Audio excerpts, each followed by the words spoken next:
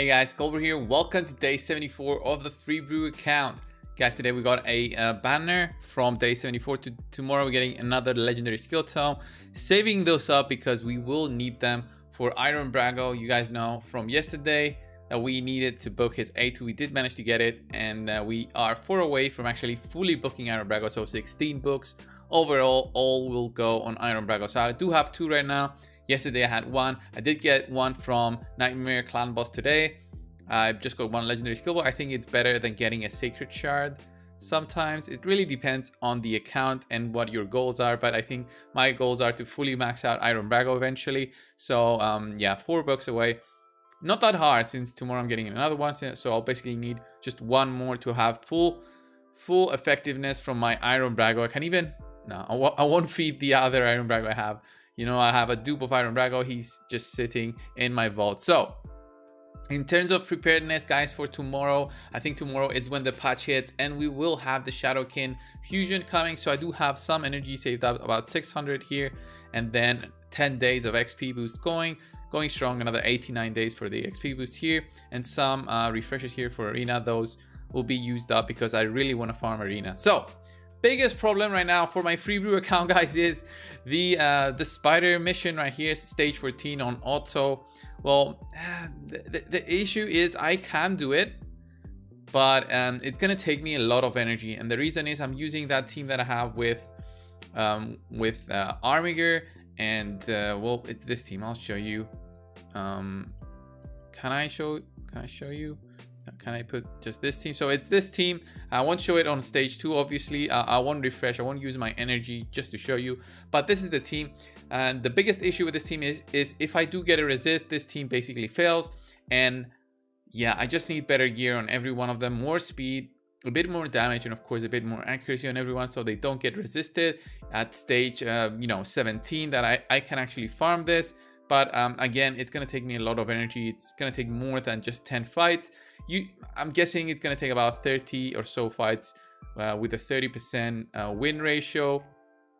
That's going to be the amount of energy that I'll need to finish this. I'm in no real rush to finish this just because of this.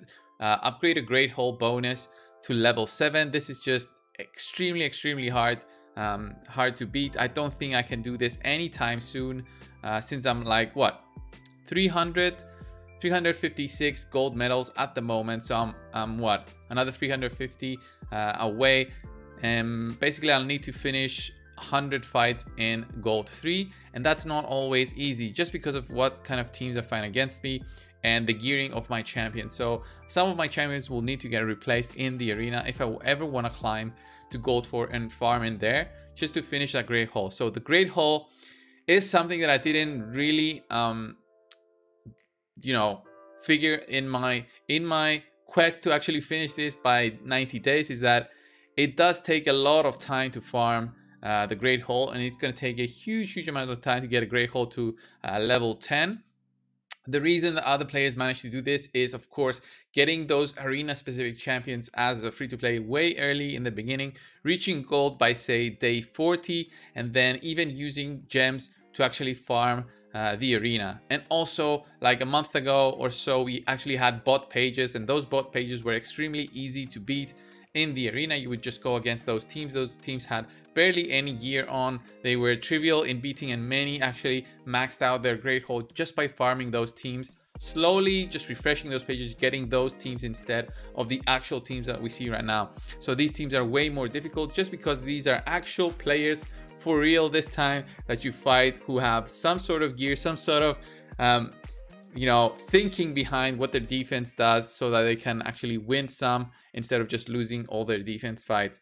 So my team is really based on what Saito can bring to the whole team, what kind of nuke he can bring. So here he does bring some nice nuke, but the fights go for way longer than I want them to. I do get those wins, but it does take a lot of time refreshing these arena pages, and then just waiting for those 15 minutes to run out, refreshing for another page, then going through that and do that every single day until you get to Great Hole level 10. So that's where it also comes to my thoughts on when I'm gonna stop playing on the Free Brew account, and if I'm gonna restart it.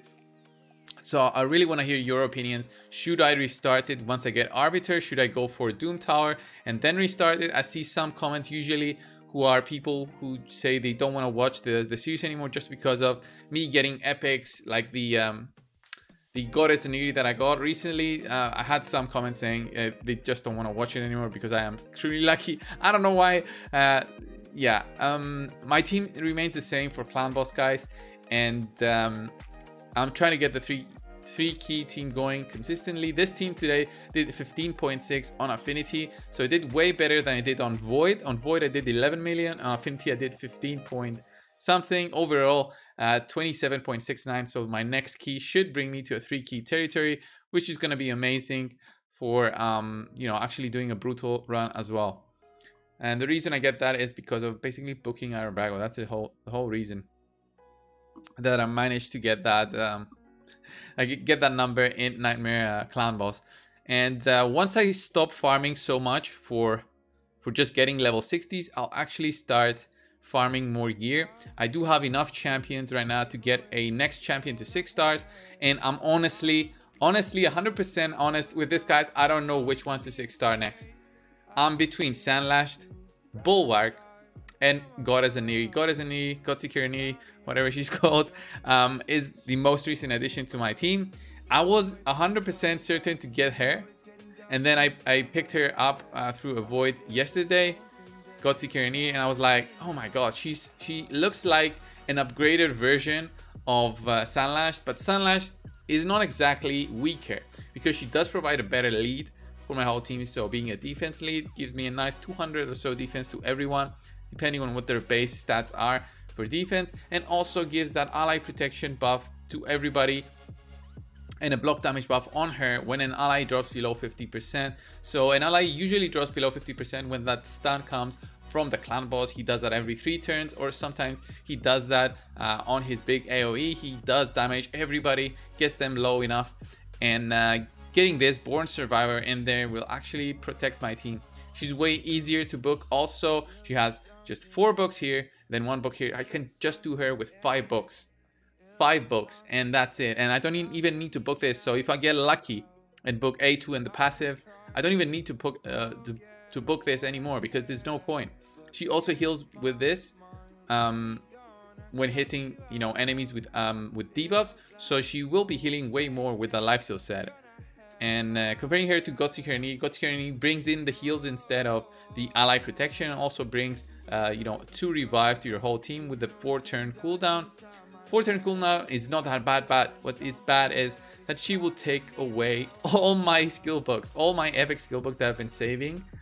She will take those away, you know, and those will be required, especially on the revives and the healing. Getting this to 3 turns, I will need to devote at least 5 and then another 6, 11 books, best case scenario.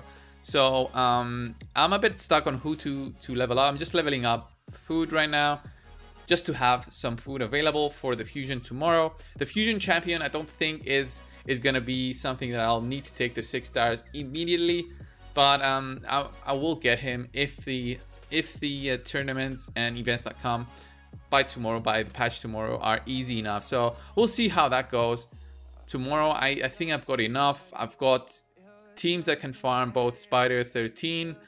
I can probably do Fire Knight 20 if I put in more effort. Honestly, I haven't put more effort in Fire Knight 20 just because I'm stuck on Spider. And once I actually can farm Spider, then I'll be on the actual, you know, final run for Arbiter mission. So once I do this and get the Great Hold to 7, that's where the mixed superior arcane potions missions come. So I'll have to mix the potions. That's 1 million silver each, by the way. So it's not as easy as you might think. So getting these done is gonna take me a while, and then farm stage 14 of the Force Keep. That's okay. I think gold 3 in classic arena, that's okay. 15 million damage on a single difficulty. I'll probably do this on brutal just to get this over with a single key, and then Great Hold to level 8. Yeah, it's gonna take a while, but arena is where I need to focus. I need to replace my Saito soon on the clan boss, so that Saito basically loses these lifesteal sets, and I can actually equip him with something better, maybe I've got cruel sets. I did get some cruel sets from that quest, finishing that quest, guys. And I've got so many cruel sets, which most of them are not that great. I've got some cruel sets, and I also have some divine critical rates. Look at this. These boots here have a 33% attack and a triple roll on critical rate, and this helmet also has a triple roll on critical rate, so I can definitely still use my critical damage gloves right there. I don't really need speed on him, because if I'm using my umbral strategy, I can actually use umbral instead of anything else. Have umbral fast enough so that she applies that provoke, and then go in there with the big nuke plus Armina there for the defense down, which she does just fine. So this is my mindset behind my whole team. I'll just be waiting for tomorrow when the event comes up, guys, for the fragment fusions.